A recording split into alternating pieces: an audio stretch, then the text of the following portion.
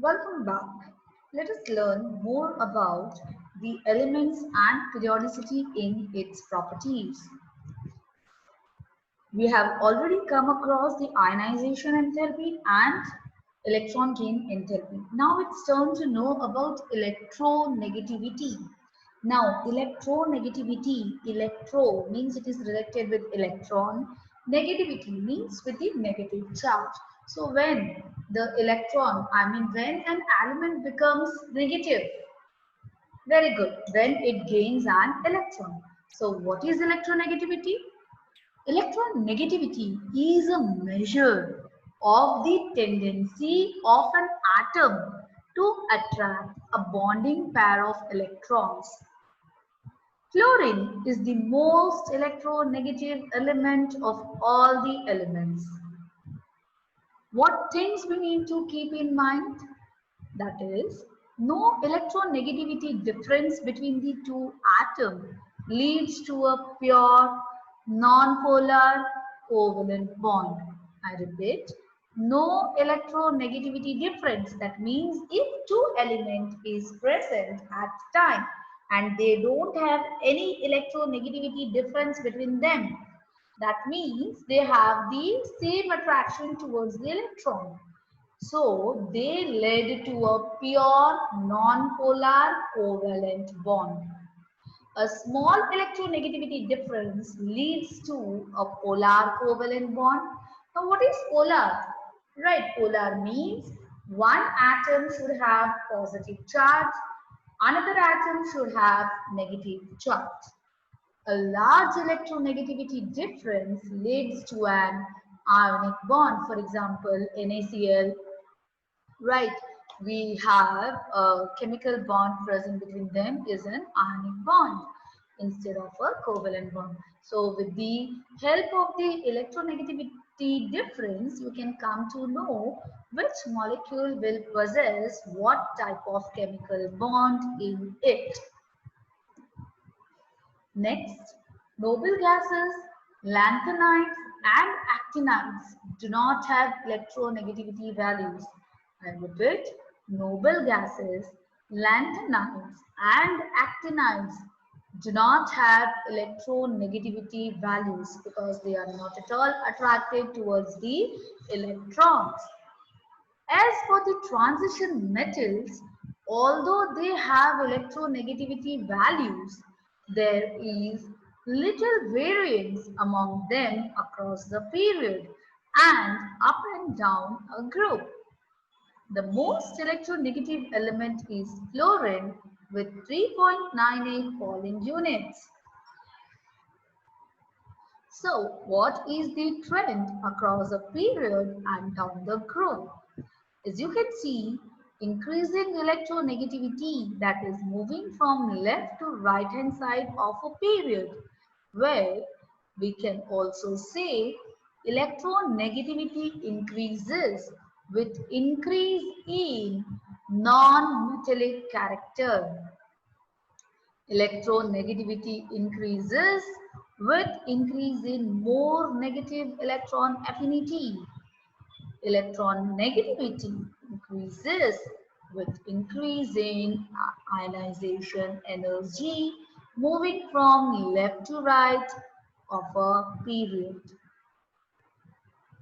Next is, you can check here, increase in effective nuclear charge moving up from bottom to top. Right? So this explains the trends of the elements in a periodic table. So kindly go through this. So again, that is the diagonally, the non-metallic character increases, the metallic character decreases. Right, we have metals, metalloids, non-metals, and so on. So this table, right, this pictorial table, this and previous one will help you to answer, to solve many questions on the basis of its application.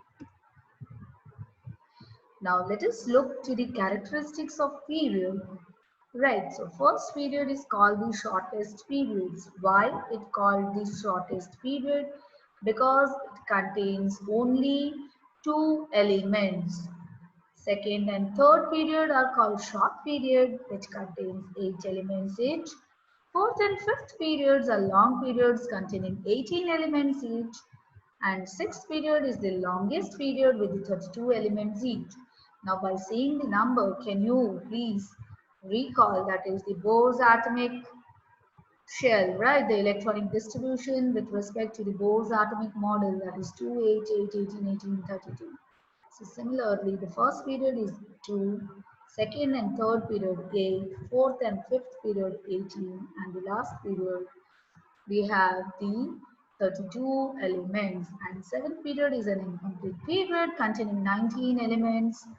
Okay, now lanthanide and actinide series containing 14 elements each, placed separately under the main periodic table. These are related to sixth and seventh periods of third group respectively, whereas elements of third period from sodium to chlorine are called representative elements or typical elements. Now these all things you need to memorize because MCQs are going to be asked on these things. Next, valency of an element in a period increases from 1 to 7 with respect to the oxygen. You can see here the valency of an element is, that is sodium element is +1, magnesium +2, aluminium +3, silicon +4, phosphorus +5, sulfur +6, chlorine +7.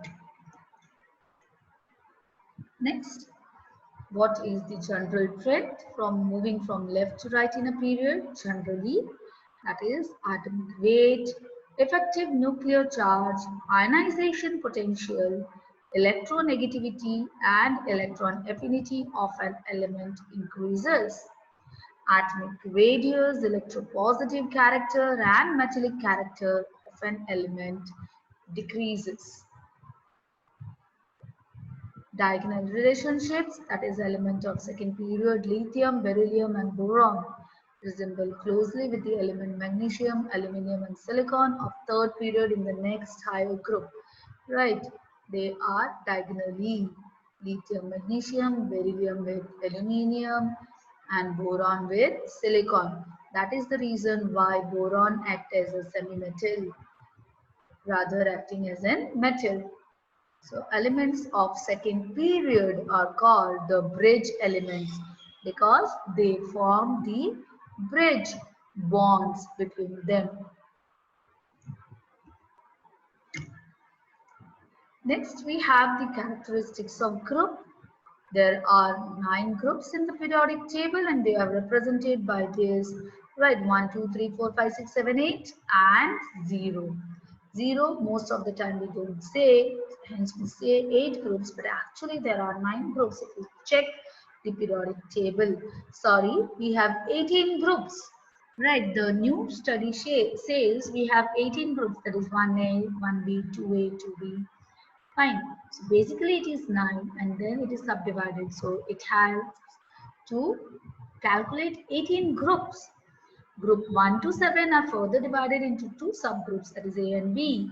Then group 8 consists of 3 sets, each one containing 3 elements.